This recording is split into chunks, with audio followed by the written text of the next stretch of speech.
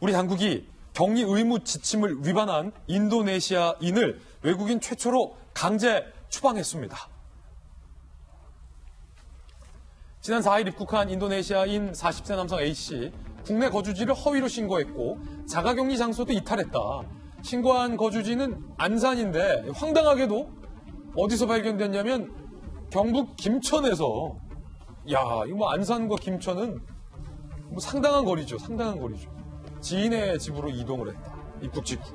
어제 법무부는 A씨를 인도네시아행 비행기에 태워서 추방을 했습니다. 상당히 강도 높은 조치입니다.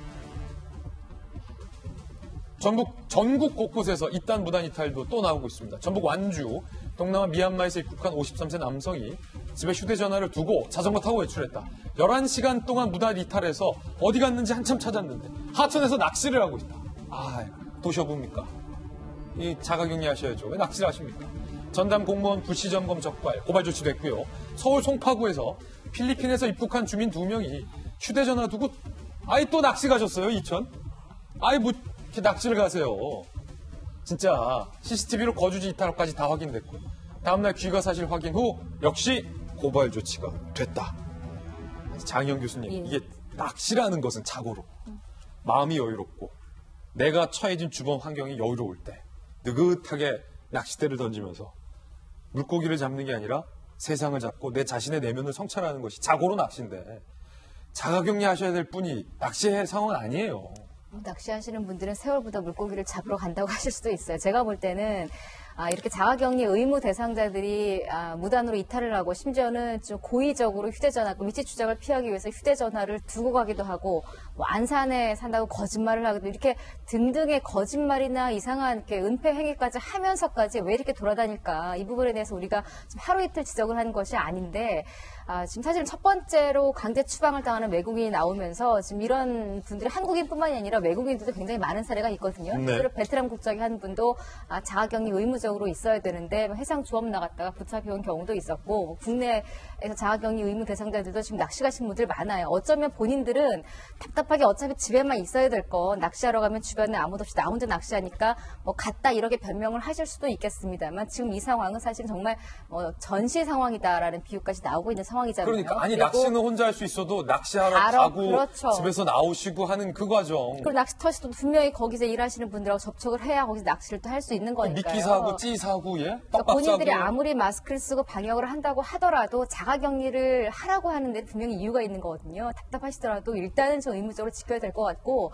문제는 저는 여기서 무조건 또 이탈한 사람들에게만 100% 저는 뭐라고 하고 싶지는 않은 게 지금 뭐 정세균 국무총리도 한 6, 7만 명까지 자가격리자가 늘어날 수 있다. 이런 의뢰를 내고 있잖아요. 근데 솔직히 제가 지금 조심스러운 건 한 가지예요. 자가격리를 의무적으로 해야 되실 분들은 분명히 하십시오라고 강하게 이야기를 하면서도 제가 조금 마음이 좀 안 좋은 거는 제가 여기서 자가격리를 해보신 분들이 없잖아요. 그러니까 그분들의 심정을 제가 또 100% 알지 못하기 때문에 만약에 자가격리를 의무적으로 하라고 한다면 또 그들의 심리적인 상태나 이런 것들은 어떤지에 대한 진단도 전문가들이 같이 좀 해서 맞습니다. 혹시나 자꾸 이탈한 사례가 늘어난다면 어떤 대안이 있을까도 함께 고민을 했으면 바람이고 아직까지 그 대안이 없는 한은 아무리 답답하고 아무리 뭐가 지금 그렇더라도 집에 꼭 계시기 바랍니다.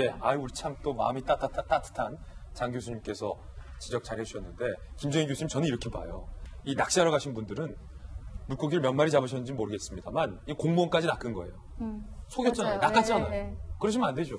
지금 이 전북 완주 분 같은 경우에 저는 보도자료를 보고 알고 이제 실제로 어떤 행위를 했는지는 자세하게는 모릅니다. 그러니까 보도자료에 나온 거는 이분이 4월 7일 날 8시간 동안 낚시를 갔다는 거예요. 그때 보건당국에서 의심을 하고 적발을 해서 처벌 규정 고지를 했다라고 해요.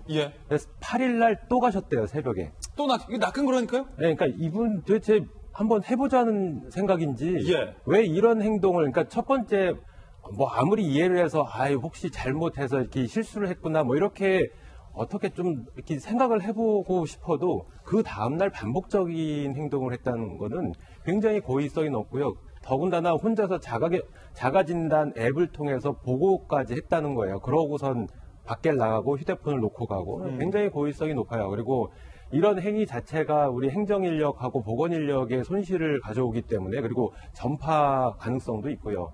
그래서 굉장히 주의를 해야 되는 부분이고 또 하나는 어제 제가 이제 밤에 서울에서 오송을 가고 있는데 요 관련된 사항에 한 가지 말씀을 드리면 예.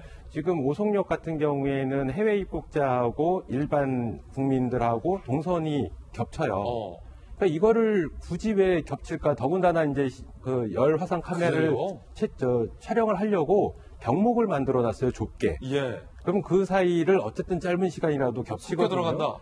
그 감염 가능성은 뭐 상당히 낮다라고 판단을 해도 그래도 이왕이면은 더 안전한 방법으로 동선을 다르게 할 수 있는 상황이거든요. 그래서 비단 오송역뿐만 아니라 다른 지자체 그리고 실제로 KTX를 타고 내려올 때 전용 칸이 있는 건지 다른 손님들과는 섞이지 않는지 이런 세심한 배려가 굉장히 필요한 거거든요. 특히 KTX 같은 경우에는 마스크를 썼다 해도 전파 가능성이 굉장히 높습니다. 예. 그래서 이런 부분을 신경을 써야지 국민들이 안심을 하고 대중교통을 이용을 하게 되는데 이런 부분들이 자꾸 빗나가다 보니까 예. 불안해하고 이러는 거거든요. 그래서 실제로 송파 주민들이 그 잠실 운동장에서 선별진료소 운영하는 거에 반대를 했던 이유도 그런 이유 때문에 그렇습니다. 예. 그래서 이런 부분을 보건당국이 좀 세심하게 관리를 좀 해주셨으면 하는 바람입니다. 지금 많은 분들이 저희 돌직구쇼 보고 계시거든요. 또 저희들은 또 이 전문가가 말하면 또 듣고니까 낚시 가시지 말라고 한마디만 해주십시오.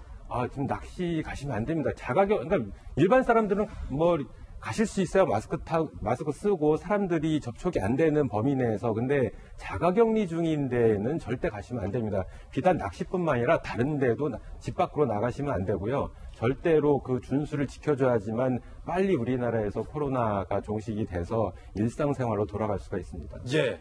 영상 한 가지 보시고 다음 주제로 넘어갈 텐데 우한이 봉쇄됐었는데 그 봉쇄가 해제됐습니다. 그런데 우한 공항에서는요. 인근에 있는 공항에서는 우한을 탈출하려는 이른바 탈출 행렬 러쉬가 있었다고 합니다. 영상으로 만나보시죠.